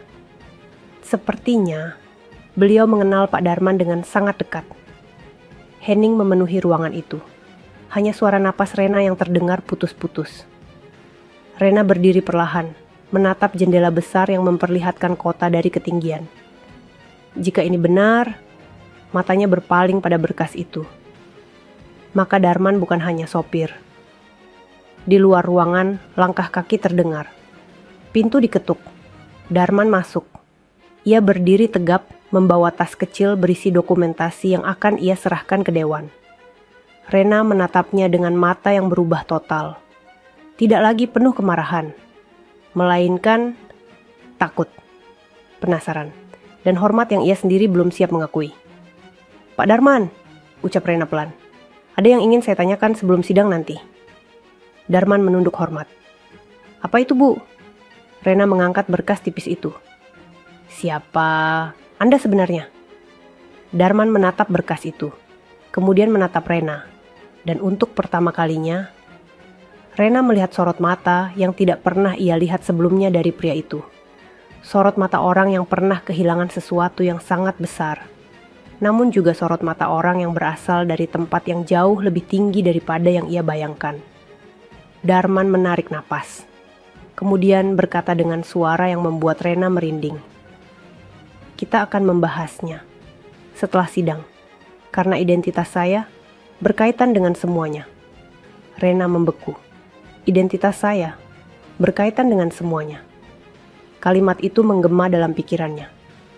Kini ia tahu. ia tidak hanya menghadapi skandal keuangan. Ia sedang berhadapan dengan masa lalu perusahaan dan masa lalu seseorang yang selama ini sengaja menyembunyikan wajah aslinya di balik setir mobil. Sore itu, ruang sidang dewan direksi dipenuhi oleh bayangan kecemasan. Lampu ruangan menyala terang, namun hawa tegang membuatnya terasa dingin. Semua anggota dewan telah duduk rapi. Rena berada di kursi utama, namun kali ini ia tidak terlihat seperti pemimpin yang tak tergoyahkan. Bahunya sedikit turun, tatapannya penuh kegelisahan. Di sisi lain ruangan, Darman berdiri dengan tenang. Tubuhnya tegap, matanya lembut, namun dalam. Ia tidak tampak gugup, seolah ia sudah siap menghadapi apapun yang akan terjadi. Ketika sidang dimulai, Dewan Senior membuka rapat dengan suara berat. Kita berkumpul untuk membahas dua hal penting. Pertama, laporan keuangan yang diduga dimanipulasi. Kedua, identitas sebenarnya dari Pak Darman yang telah menjadi kunci dalam pengungkapan masalah ini. Semua mata langsung tertuju pada Darman. Rena menelan ludah. Ia sudah bersiap, namun ketika saat itu benar-benar tiba, ia merasa dadanya diremas. Dewan Senior mempersilakan Darman maju. Darman melangkah ke tengah ruangan. Ia menatap seluruh dewan satu persatu sebelum akhirnya berhenti di depan Rena. Tatapan itu tidak menyudutkan, tidak merendahkan, namun memiliki kekuatan yang sulit dijelaskan. "Terima kasih," ucap Darman perlahan. "Ada sesuatu yang belum saya katakan sejak awal saya masuk perusahaan ini." Ia menghela napas dalam, dan ketika ia mulai berbicara, seluruh ruangan menjadi sunyi. "Nama saya sebenarnya Darmawan Pratama." Ruangan langsung bergemuruh. Beberapa anggota dewan hampir berdiri. "Darmawan Pratama? Itu tidak mungkin." Nama itu berasal dari keluarga pendiri perusahaan. Apakah dia yang dimaksud? Rena membeku. Wajahnya kosong. Ia merasa seluruh dunia berhenti bergerak. Darman melanjutkan dengan tenang. "Ayah saya adalah Pak Pratama, salah satu pendiri pertama perusahaan ini. Beliau meninggal beberapa tahun lalu dalam keadaan penuh kekecewaan karena perusahaan yang ia bangun berubah menjadi tempat yang jauh dari nilai-nilai awal yang ia tanamkan." Beberapa dewan menutup mulut mereka. Ada yang memejamkan mata, mencoba keras menerima kenyataan ini. Darman meneruskan, "Sebelum beliau meninggal, ayah menitipkan pesan kepada saya. Ia meminta saya masuk ke perusahaan ini, tetapi bukan sebagai pewaris atau petinggi. Ia ingin saya melihat dengan mata kepala sendiri bagaimana orang-orang di dalamnya bekerja. Siapa yang jujur, siapa yang tamak, dan siapa yang masih menjaga integritas perusahaan." Rena menundukkan kepala. Setiap kata itu terasa menyentuh titik paling dalam dirinya. Darman kembali menatap dewan. "Saya memilih menjadi sopir pribadi. Posisi yang membuat saya tidak terlihat, tidak dianggap, dan bisa melihat perusahaan dari bawah, tanpa disambut hangat hanya karena nama keluarga." Ia melirik Rena sekilas. Bukan dengan marah, bukan dengan dendam, hanya dengan pemahaman. "Dalam 6 bulan terakhir, saya mengamati semuanya. Saya melihat mana divisi yang bekerja dengan benar, mana yang tidak, siapa yang jujur, dan siapa yang memanfaatkan kekuasaan." Para anggota dewan terpaku. Tidak ada satupun yang berani memotong. Darman melanjutkan, "Ketika laporan ini muncul, saya langsung mengenali polanya. Pola yang sama dengan kasus lama yang pernah menyebabkan perusahaan ayah saya hampir runtuh." Rena merasakan napasnya tercekat. Ia menatap Darman dengan mata yang mulai berkaca-kaca. Ia baru sadar. Laki-laki yang ia hina, bentak, dan rendahkan setiap hari adalah putra pendiri perusahaan. Pewaris korporat yang memiliki hak suara besar. Seseorang yang jauh lebih tinggi darinya dalam hierarki perusahaan. Darman memegang map itu, lalu berkata dengan suara yang lebih tegas, namun tetap lembut. "Saya tidak datang untuk merebut jabatan siapapun. Saya tidak ingin mencuri posisi Bu Rena. Saya hanya melakukan apa yang saya janjikan pada ayah saya, menjaga perusahaan ini dari kehancuran. Dewan senior bertanya hati-hati, jika begitu, mengapa Anda baru mengungkap identitas sekarang? Darman tersenyum tipis, senyum yang menyimpan luka dan kebenaran panjang. Karena baru hari ini saya menemukan bukti lengkap, dan baru hari ini saya melihat seseorang yang cukup berani menghadapi kebenaran meski terasa pahit. Ia menatap Rena. Sorot itu tidak menghina, tidak merendahkan, namun penuh hormat. Seseorang yang, meskipun keras dan kadang terlalu cepat marah, tetap mencintai perusahaan ini dengan tulus. Rena tertegun. Air mata menumpuk di ujung matanya, namun tidak jatuh. Darman kemudian menyerahkan berkas tambahan kepada Dewan. Ini bukti lengkapnya. Semua data yang diverifikasi. Saya harap perusahaan ini bisa membangun ulang kepercayaannya dan kembali pada nilai-nilai yang dulu ayah saya ajarkan. Suara tepuk tangan kecil terdengar dari salah satu dewan, diikuti yang lain. Bukan tepuk tangan meriah, namun bentuk penghormatan. Rena tidak bisa berkata apa-apa. Dadanya terasa berat, seperti diisi puluhan batu. Ia berdiri. Langkahnya pelan, hampir meragukan dirinya sendiri. Kemudian ia mengatakan kalimat yang sejak tadi ia tahan. Suara itu bergetar. Pak Darmawan. Ia berhenti sejenak, menahan napas. Maafkan saya. Ruang sidang kembali sunyi. Kalimat itu menggetarkan seluruh ruangan.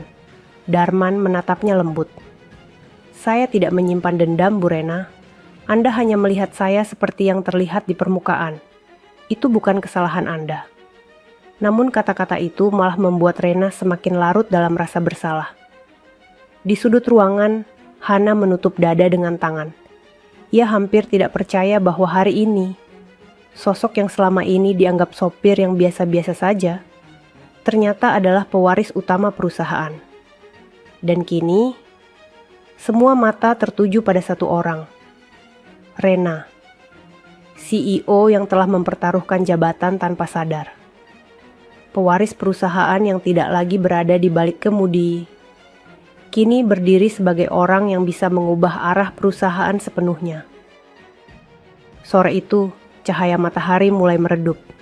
Langit di luar jendela ruang sidang berubah jingga, memantulkan bayangan panjang ke seluruh ruangan. Semua anggota dewan kini sudah duduk kembali dengan sikap yang lebih tegang dari sebelumnya. Tidak ada yang berbicara, tidak ada gumaman kecil. Yang terdengar hanya suara kipas pendingin ruangan dan detak jam dinding yang terasa semakin mempercepat detiknya. Rena duduk di kursinya. Bahunya tegap, namun jantungnya berdebar liar. Ia sudah menjalani banyak sidang, membuat banyak keputusan besar, menghadapi para investor raksasa dari berbagai negara. Namun sidang kali ini berbeda, karena untuk pertama kalinya, yang dipertaruhkan adalah dirinya sendiri. Di seberangnya, Darman atau Darmawan Pratama berdiri dengan tenang. Sorot matanya teduh, namun kuat. Semua yang tadi menganggapnya sopir sederhana, kini tidak berani memandangnya dengan pandangan meremehkan. Dewan senior membuka sidang dengan suara berat. Baik, kita mulai keputusan akhir. Ia menatap seluruh anggota. Kita memiliki dua agenda penting. Pertama, menentukan tindakan terhadap manipulasi laporan keuangan. Kedua, membahas konsekuensi dari tantangan yang Bu Rena lontarkan kepada Pak Darmawan. Semua mata berpindah ke Rena. Rena menunduk sedikit. Ini pertama kalinya ia merasa benar-benar tidak berdaya di ruangan yang biasanya ia pimpin. Dewan melanjutkan. Berdasarkan bukti yang diberikan Pak Darmawan, jelas ada manipulasi dana besar yang terjadi selama 3 bulan terakhir. Kita sepakat untuk membekukan tugas Direktur Keuangan dan melakukan audit total. Suara panik terdengar dari beberapa manajer. Namun keputusan itu sudah final. Kemudian, seluruh ruangan menahan napas ketika Dewan Senior berkata, "Sekarang kita membahas hal kedua." Wajah Rena memucat sedikit, meski ia berusaha tegar. Dewan Senior menatapnya dengan sikap netral. Tadi pagi, di depan saksi, Bu Rena mengatakan bahwa jika Pak Darman mampu menjelaskan laporan perusahaan, maka jabatan itu akan dipertaruhkan. Rena meremas ujung kursinya. Ia tahu apa yang akan terjadi. Ia tahu apa yang harus ia hadapi. Dewan senior menoleh pada Darmawan. Dan Pak Darmawan tidak hanya menjelaskan. Beliau menemukan kejanggalan yang bahkan auditor tidak mampu temukan. Semua mata kembali ke Rena. Rena menarik napas panjang, lalu berdiri. Sebelum keputusan dibuat, izinkan saya bicara. Suara itu bergetar, namun tetap tegas. Semua mengangguk. Rena menatap seluruh dewan. Ia menelan rasa malu yang sejak tadi menyesakkan dadanya. Saya mengakui bahwa tantangan itu saya lontarkan saat emosi. Saya marah karena terlambat. Saya marah karena beban pekerjaan. Dan saya melampiaskannya pada orang yang tidak pantas menerimanya. Ia menatap Darmawan. Saya terlalu sombong untuk melihat bahwa orang yang saya remehkan ternyata jauh lebih mampu dari yang saya bayangkan. Darmawan menatapnya lembut. Rena melanjutkan. Namun saya tidak ingin lari dari ucapan saya. Jika dewan menilai saya harus turun dari jabatan ini, maka saya siap menerimanya. Ruangan langsung hening. Para dewan saling bertukar pandang. Beberapa terkejut karena Rena mengakui kesalahan sebesar itu. Beberapa tampak menghargai keberaniannya. Namun keputusan tetap harus dibuat. Dewan senior berdehem pelan. Kami sudah berdiskusi singkat sebelum sidang dimulai. Rena menahan napas. Darmawan pun menunduk, menunggu tanpa ekspresi ego. Dewan senior berkata dengan suara yang lebih lembut namun tegas. Kami menilai bahwa Bu Rena telah bekerja sangat keras untuk membangun perusahaan. Performa perusahaan meningkat pesat selama 2 tahun terakhir. Namun kami juga menilai bahwa keputusan emosional telah menyebabkan masalah besar terabaikan. Rena menutup mata, menerima kalimat itu dengan hati berat. Dewan melanjutkan, kami tidak ingin kehilangan pemimpin seperti Anda. Namun perusahaan membutuhkan perombakan besar. Sejenak ia berhenti, membuat seluruh ruangan menegang. Kami memutuskan bahwa Bu Rena harus menyerahkan posisi CEO kepada Pak Darmawan Pratama. Ruangan tercekat. Hana menutup mulutnya dengan kedua tangan. Beberapa manajer langsung berdiri tanpa sadar. Rena mematung. Matanya kosong, namun tidak ada air mata. Ia menerima keputusan itu dengan dada yang berdenyut sakit.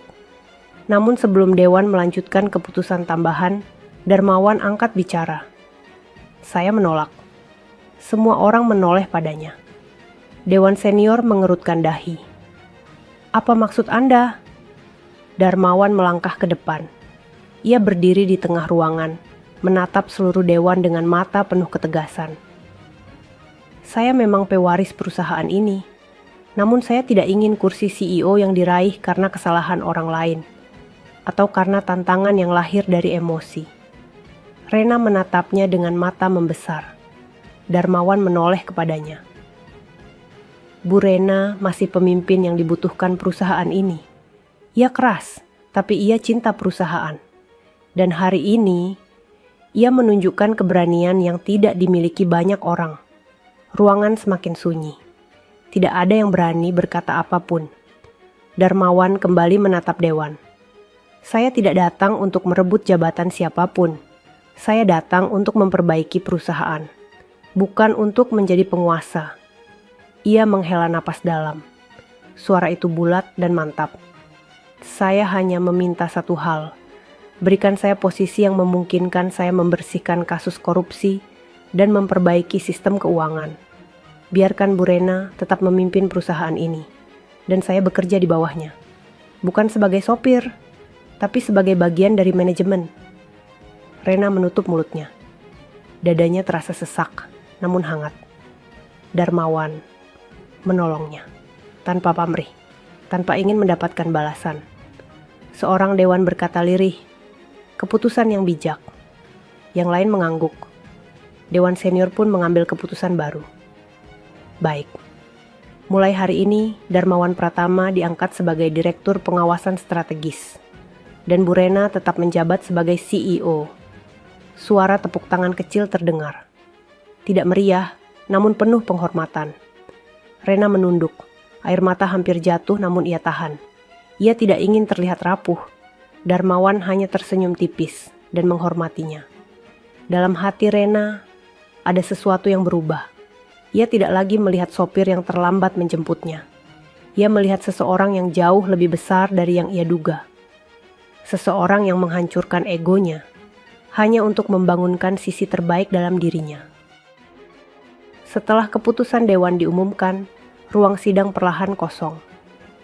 Para anggota dewan pergi dengan wajah lega, manajer-manajer keluar sambil berbisik pelan, sementara auditor sibuk membawa dokumen untuk dianalisis kembali.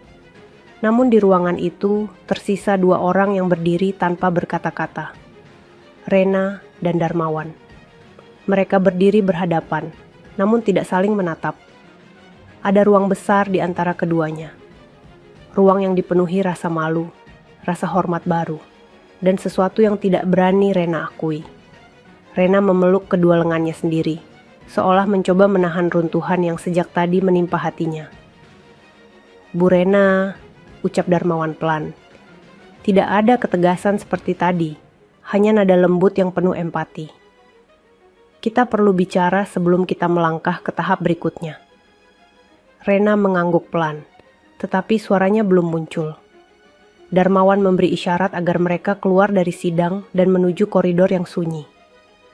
Koridor itu dipenuhi cahaya senja yang menembus kaca jendela besar, membuat bayangan mereka memanjang di lantai marmer. Rena akhirnya berhenti di dekat jendela. Ia menatap jauh ke bawah, melihat kendaraan dan pejalan kaki yang tampak seperti titik kecil. Dunia seolah mengecil, dan ia merasa dirinya ikut mengecil, bersama waktu yang baru saja berjalan begitu cepat. Saya tidak pernah menyangka ini semua terjadi, ucap Rena dengan napas berat. Saya kehilangan kendali atas diri saya. Saya salah menilai seseorang yang bekerja untuk saya. Darmawan tidak langsung menjawab. Ia berdiri di sampingnya, namun menjaga jarak sopan. Dalam cahaya senja, wajahnya tampak lebih dewasa, lebih bijak. Tidak tampak seperti sosok sopir yang selama ini ia kenakan sebagai penyamaran. Tidak ada manusia yang sempurna, Bu Rena, ucapnya tenang. Dan Anda berani mengakui kesalahan. Itu sudah cukup menunjukkan bahwa Anda adalah pemimpin yang baik. Rena menutup mata, menahan emosi. Apa Anda tidak marah pada saya? Suaranya bergetar. Saya memperlakukan Anda seperti orang yang tidak berharga. Darmawan tersenyum samar. Saya memilih menjadi sopir untuk melihat sifat asli orang. Saya tidak berharap diperlakukan istimewa. Justru lewat sikap Anda, saya belajar banyak. Rena menoleh cepat. Belajar apa? Bahwa orang yang terlihat paling keras, terkadang yang paling takut kehilangan, jawab Darmawan, menatapnya penuh pengertian. Dan orang yang paling berteriak, biasanya yang paling banyak menanggung beban. Kalimat itu menghantam hati Rena lebih kuat daripada tamparan manapun. Ia memejamkan mata, menarik napas panjang untuk menstabilkan dirinya. Tiba-tiba ia berbisik, "Apa Anda tahu betapa beratnya memimpin perusahaan ini?" Matanya mulai berkaca-kaca. "Setiap hari saya harus menjadi sempurna. Tidak boleh terlambat. Tidak boleh salah. Tidak boleh terlihat lemah. Kalau saya lengah sedikit saja, semua orang akan mempertanyakan kemampuan saya." Ia memukul dadanya pelan, menahan tangis. Dan saya takut. Kata itu akhirnya keluar. Takut. Sesuatu yang tidak pernah ia izinkan muncul selama bertahun-tahun. Darmawan menatapnya lama, dengan tatapan seseorang yang melihat jauh ke dalam jiwa yang sedang luka. "Bu Rena," ucapnya pelan. "Menjadi pemimpin bukan berarti menjadi sempurna. Menjadi pemimpin berarti berani mengakui manusia di dalam diri sendiri." Air mata pertama akhirnya jatuh di pipi Rena. Ia cepat menyekanya, seolah merasa malu. Saya takut kalau saya tidak menunjukkan ketegasan, perusahaan akan kehilangan kepercayaan. Saya takut jika saya mengakui kelemahan, orang-orang akan meremehkan saya. Darmawan perlahan menggeleng. Justru dengan menjadi manusia, Anda akan lebih dihormati. Rena mengalihkan pandangan ke jendela. Senja hampir habis. Cahaya jingga berubah menjadi emas, lalu perlahan memudar. Lalu, bagaimana dengan posisi saya sekarang? Suaranya lirih, nyaris hilang. Darmawan menatapnya lembut. Perusahaan tetap membutuhkan Anda. Dewan tidak mengganti Anda. Mereka hanya memberi saya posisi untuk membantu membersihkan masalah. Anda tetap CEO, Bu. Rena menggigit bibir.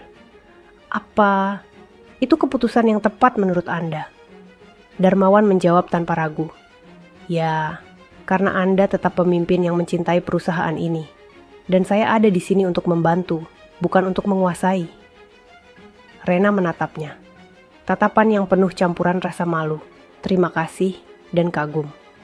Pak Darmawan, terima kasih. Kalau bukan karena Anda, perusahaan ini mungkin sudah jatuh. Dan mungkin saya juga sudah jatuh bersama laporan palsu itu. Darmawan mengangguk sopan. Kita menyelamatkan perusahaan ini bersama-sama, Bu. Dan apapun yang terjadi setelah ini, saya siap bekerja di bawah kepemimpinan Anda. Rena menunduk, lalu tersenyum kecil, senyum yang terlihat rapuh namun jujur. Dan saya siap belajar menjadi pemimpin yang lebih baik. Untuk pertama kalinya, ia merasa hatinya lebih ringan. Dalam koridor senja itu, dua sosok yang sebelumnya berdiri di tempat yang berbeda dalam hierarki, kini berdiri sejajar. Tidak ada lagi dinding tebal di antara mereka. Hanya dua manusia yang sama-sama ingin memperbaiki sesuatu yang mereka cintai. Pagi berikutnya, kantor pusat perusahaan kembali hidup seperti biasa. Para pegawai masuk dengan pakaian rapi. Lift bergerak penuh. Suara mesin printer terdengar dari berbagai ruangan. Namun ada sesuatu yang berbeda di udara hari itu. Sesuatu yang tidak terlihat, tetapi bisa dirasakan. Sebuah kabar beredar cepat, namun samar. Ada perubahan besar di pucuk pimpinan. Ada sosok baru yang naik ke jajaran direksi. Dan ada rahasia besar yang akhirnya terkuak. Namun satu hal yang paling mengagetkan semua orang adalah ini. Sopir pribadi CEO tidak terlihat di area parkiran. Rena berjalan ke ruang kerjanya dengan langkah tenang. Tidak lagi terburu-buru. Tidak lagi dipenuhi amarah pagi seperti biasanya. Ada atmosfer baru di wajahnya. Lebih lembut, lebih matang, lebih rendah hati. Ia menyalakan lampu, duduk, dan memandangi meja kerjanya yang selalu rapi. Hari ini terasa seperti lembaran baru. Pintu diketuk. Hana masuk sambil membawa segelas kopi. Bu Rena, ucapnya sopan namun dengan senyum kecil. Ini kopinya. Dan selamat pagi. Rena tersenyum. Terima kasih ya. Hana menatapnya ragu. Bu, saya dengar Pak Darman sudah tidak bekerja sebagai sopir. Rena mengangguk. Tentu, hari ini dia mulai bekerja sebagai direktur pengawasan strategis. Hana tersenyum lebar, tampak bangga dan terkesan. Jadi, beliau benar-benar pewaris itu? Nada suaranya masih tercampur tak percaya. Rena menghela napas. Ya, dan saya merasa sangat beruntung pernah mengenal beliau dari sisi yang tidak pernah saya duga. Hana menunduk hormat, lalu keluar. Tak lama kemudian, pintu diketuk lagi. Rena mendongak. Dan kali ini, sosok yang masuk membuat seluruh ruangan seolah mengubah suhu. Darmawan melangkah masuk dengan pakaian baru. Kemeja putih bersih, dasi abu-abu gelap, dan jas biru navy yang membuatnya tampak benar-benar seperti bagian dari jajaran direksi. Namun sikapnya tetap rendah hati seperti sebelumnya. Selamat pagi Bu Rena, ucapnya dengan senyum kecil. Rena menatapnya lama. Ada kebanggaan samar di matanya, meski ia menyembunyikannya di balik sikap profesional. Selamat datang di kantor barumu, Pak Darmawan. Darmawan tertawa kecil. Tidak ada yang berubah, Bu. Saya tetap orang yang sama.